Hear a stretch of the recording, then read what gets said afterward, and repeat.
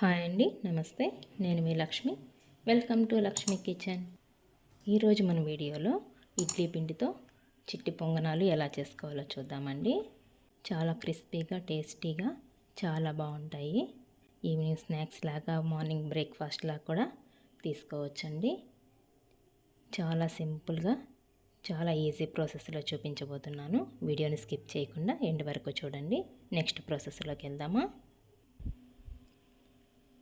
అందుకోసం ముందుగా ఇడ్లీ పిండి తీసుకుంటున్నాను.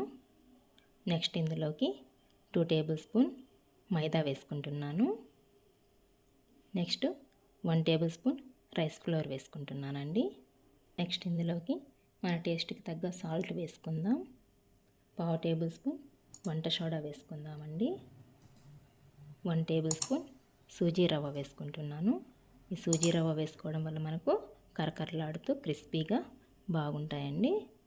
నెక్స్ట్ ఇందులోకి సన్నగా కట్ చేసి పెట్టుకున్న మీడియం సైజ్ ఆనియన్ ఒకటి, సన్నగా కట్ చేసి పెట్టుకున్న పచ్చిమిరపకాయలు 2 వేసుకుంటున్నానండి.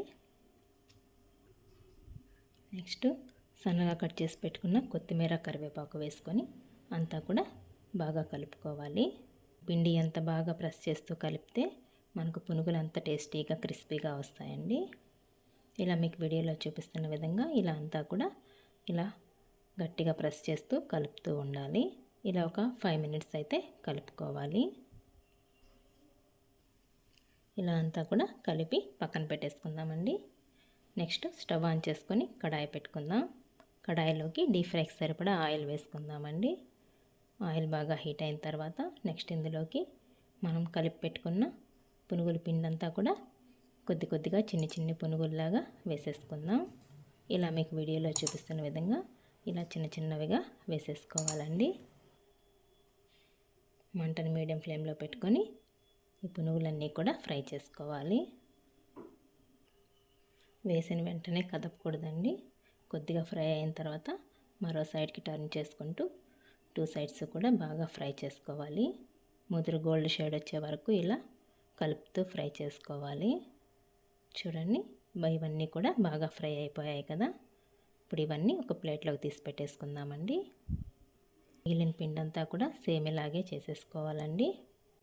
ఇలా చేసుకున్న వాటిని పల్లీ చట్నీతో కానీ, కొబ్బరి చట్నీతో కానీ, టమాటా కారంతో కానీ సర్వ్ చేసుకున్నామంటే ఎంతో టేస్టీగా చాలా బాగుంటాయండి.